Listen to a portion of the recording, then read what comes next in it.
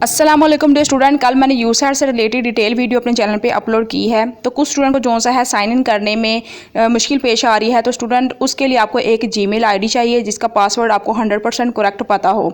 अगर आपके पास Gmail ID नहीं है तो आप उसको दोबारा से क्रिएट कर सकते हैं। जीमेल आईडी कैसे क्रिएट करते हैं, आपको उसके लिए एक मोबाइल नंबर चाहिए होता है और वो मोबाइल नंबर आपके पास होना चाहिए।